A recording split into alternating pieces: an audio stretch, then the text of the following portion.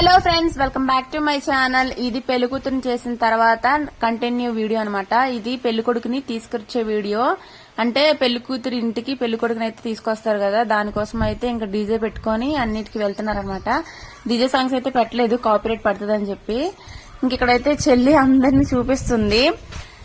పెళ్లి కొడుకు ఇల్లు దగ్గర అయినా వాళ్ళైతే వేరే దగ్గర గుడి దగ్గర అయితే ఉన్నారు. ఇంకా అక్కడి నుంచి అయితే తీసుకుని వస్తున్నారు అనమాట. ఇదిగోండి పెళ్లి కొడుకుకి బొట్టు అది పెట్టి ఇంకా నెక్స్ట్ వీడియోలో అవన్నీ తీసుకుంటున్నారు.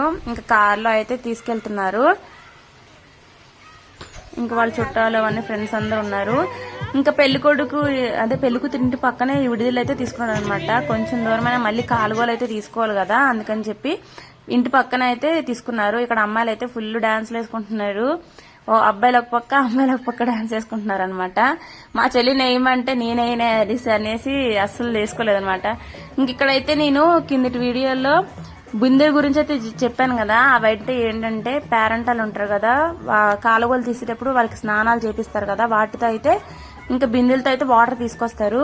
ఇంట్లో బోరు వాటర్ ఉన్నా సరే ఇంకా ఆచారం ప్రకారం పక్కింటికి వెళ్ళైనా లేదా కొంచెం బోరింగ్ దగ్గరికి వెళ్ళైనా కొట్టించి అట్లా వాటర్ అయితే తీసుకొస్తారనమాట. మళ్ళీ ఒక డౌట్ రావచ్చు కదా. ఇంకా మా చెల్లి ఇంకా వేరే చెల్లి అయితే హాయ్ చెప్తున్నారు.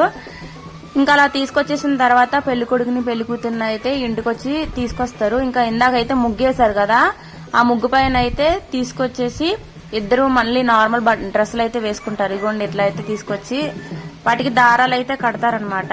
ఎందుకు కడతారో నాకైతే తెలీదు. దగ్గరుంటే ఎవరినొకరిని అడిగేదాన్ని, కానీ దగ్గర లేదు కదా అందుకే అడగలేదు. ఇట్లా అయితే నార్మల్ డ్రెస్సులు అయితే వేసుకొని అక్క కూడా నార్మల్ శారీ అయితే కట్టుకుంది. తీసుకొచ్చేసి ఇద్దరికి ఇంకా కాలుగోలు అయితే తీస్తారనమాట. ఇంకా 5 ముత్తదులు కలిసి పెళ్లి కొడుకుని పెళ్లి కూతురిని రాట చుట్టూ ఇంకా ముగ్గేసిన చుట్టూ కూడా అట్లా తిరుగుతారు. తిరిగిన తర్వాత కూర్చొని నలుగైతే పెడతారనమాట. ఇక్కడ పెళ్లిళ్ళు చూసి నాకు అలవాటు అయిపోవడం వల్ల ఇవి చూస్తుంటే కొత్తగా ఉంటుంది. అంటే చాలా గ్యాప్ తర్వాత, అంటే ఆల్మోస్ట్ 6 ఇయర్స్ తర్వాత మా ఫ్యామిలీలో ఒక పెళ్లి అయితే జరుగుతుంది.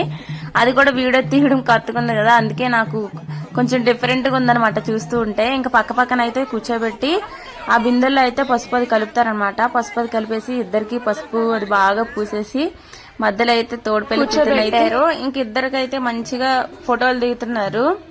ఇంక ఇక్కడ ఏంటంటే ఒక ఆచారం అయితే జరుగుతుంది. పెళ్లి కొడుకు నెత్తిపైన అయితే ఇద్దరు, అంటే అటువైపు అత్త ఇటువైపు అత్తలు కలిపి ఇట్లా గిన్నెలు ఉంటాయి కదా, పెద్ద పెద్ద ఇత్తడి గిన్నెలు, దాంట్లో వడ్లు వేసుకుని ఇట్లా తిప్పుతారు. ఎందుకో తెలియదు, వాళ్ళకి మళ్ళీ డబ్బులు ఇస్తారేమో.